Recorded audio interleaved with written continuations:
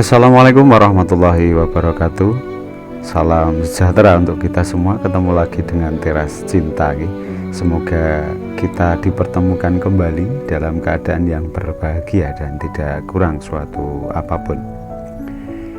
Kiai Haji Buya Sakur Yasin MA, semoga beliau sekarang sedang berbahagia di sana.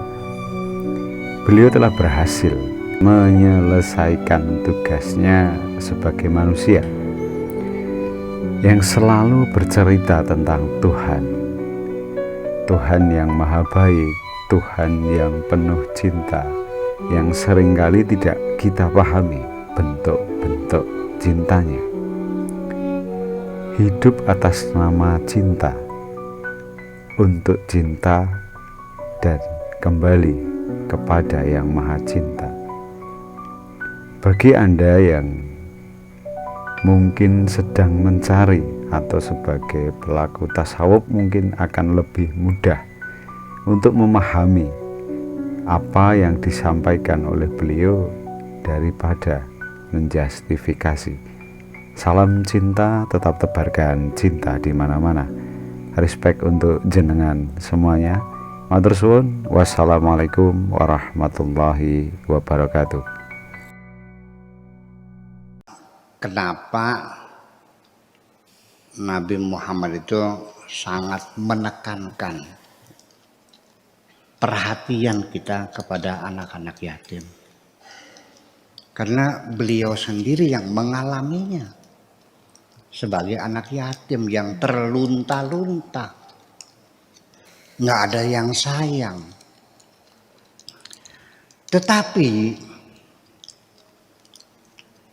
sejarah Islam atau sirah nabawiyah yang saya baca dari mulai saya di pesantren, dari kecil saya di pesantren, itu dalam pikiran saya waktu dulu saya kecil, Nabi itu seperti anaknya orang gedean, orang besar, anaknya raja.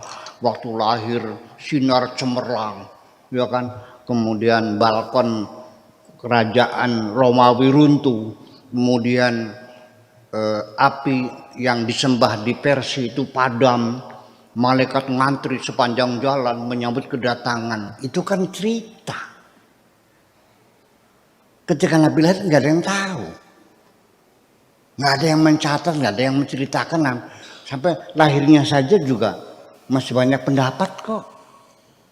Lahir seorang bayi biasa dari seorang perempuan yang bapaknya sudah meninggal, disudayatin dalam kandungan, dalam keadaan susah, buat makan aja susah. Itu yang cerita begitu buatkan saya. Alam yajidka yatiman fa'awa. Bukankah kamu anak yatim? Allah yang melindungi kamu. Wa wajadaka dhalan fahada. Juga kamu tidak tahu apa, bukan dhalan tersesat dia, artinya tidak tahu mau kemana, ikut siapa. Bingung hidup ini. Wa wajadaka ailan fa aghna.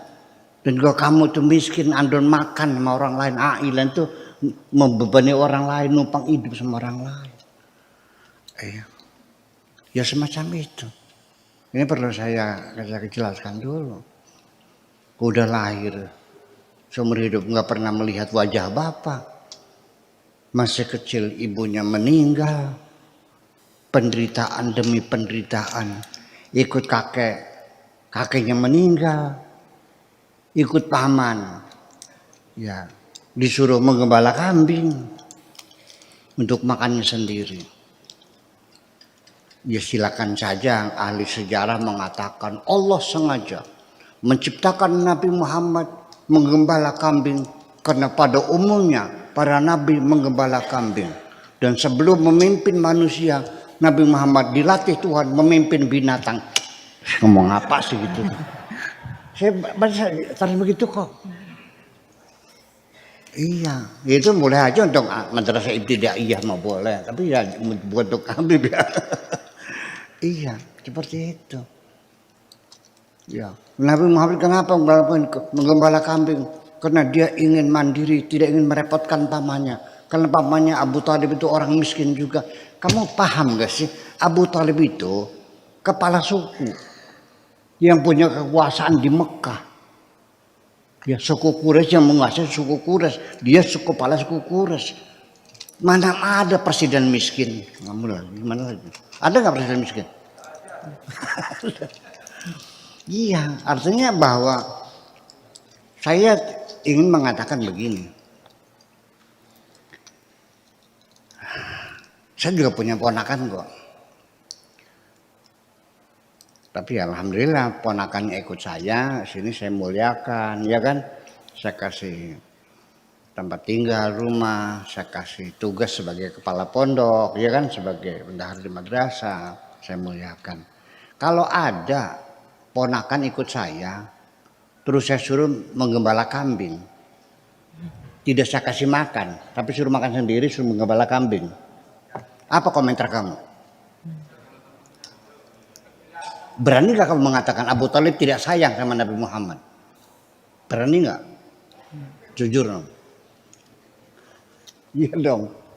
Iya, ya udahlah, sudah, kita nggak usah bertengkar, sudah lalu. Kita hanya bisa menganalisa kebenaran, kita tidak tahu persis kayak apa. Tapi yang jelas Nabi Muhammad wanti-wanti anak yatim itu, kata bahasa sirinya, amit-amit pitung turunan. Rongo kena. Amit-amit pitung aja sampai kita dua anak putu sengsaranya kayak kita. Itu bahasa Jawa, itu bahasa Indonesia apa tuh? Aku berharap anak cucu saya jangan sampai menderita seperti saya sebagai anak yatim yang terlunta-lunta itu. Itu maksudnya. Iya.